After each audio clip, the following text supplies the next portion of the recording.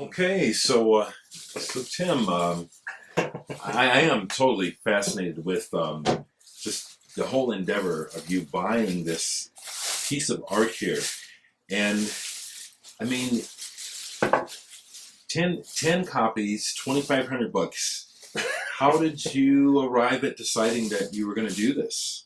I almost feel like I didn't actually decide to do this, but this is the blood vinyl version of Heady Fwends by the Flaming Lips.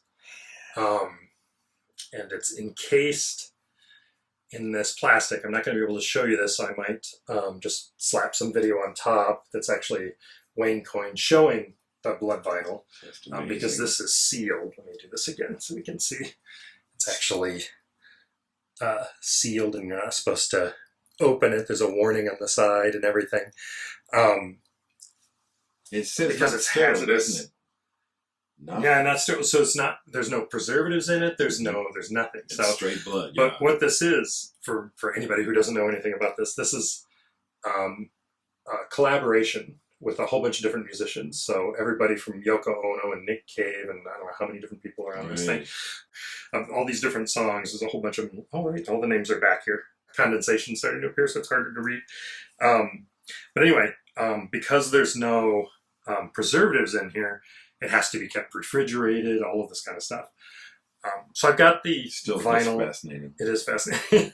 I've got the vinyl version, but this version is actually sandwiched records. It's going to be hard to see. They're clear.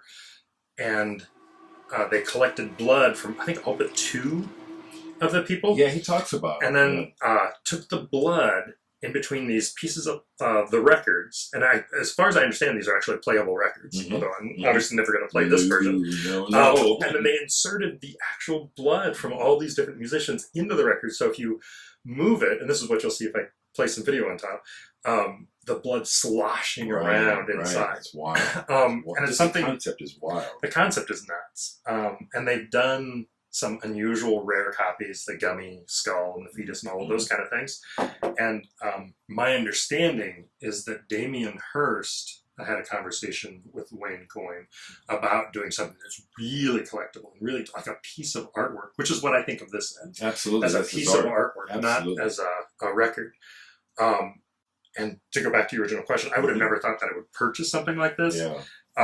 But I was reading about it. I was really interested in the project. And then when Wayne tweeted that these things were ready and who was interested, I just responded. I said, I'm interested. Give me, please. One, thinking there was no shot at 10 copies of this thing. Geez. And 2, I wasn't going to spend that kind of money. Yeah. Both of which happened. The man contacted me. I thought, oh no, what am I going to do? And then I thought there's no way. I can't. Do it. In fact, I asked Jake, the guy who dropped it off, I asked him, did you know that I collect vinyl? Did you know I'm an artist? Did you know some of these things? And in fact, because I'm also kind of an amateur filmmaker of sorts, I'm actually thinking of kind of doing a story on this. Because I'm curious, who are the 9 other people? Yeah. How did this come about? Yeah. So if the band is willing to have me do kind of a mini documentary of sorts on this project, I would love to actually meet with them, talk to them, to pop this open. If they've got more stickers, because I'd like to be able to reseal it.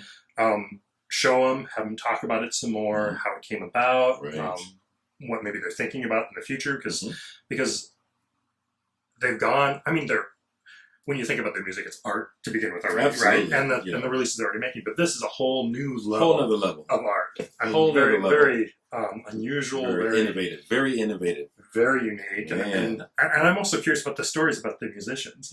I remember watching Wayne online saying, we got Edward Sharpe and the Magnetic Zeros. Well, not all of them, because that's just too much blood. So what were these conversations like? Talking to the other musicians and saying, hey, Yoko, I'd like to have, I think she was one of the ones who didn't give him blood. I'm not positive. But, hey, we need some blood for this. And what were the other musicians thinking? I don't know. This is a little weird. They're asking for my blood now. We already I put my blood into my music. But we already played now, man. I'm done.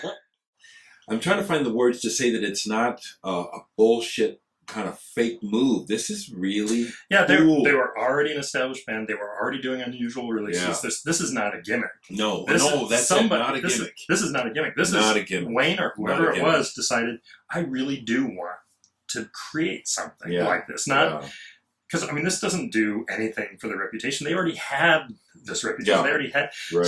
So the desire to create something just like to follow this through with the wonderful and to idea. follow through. Man. Yeah.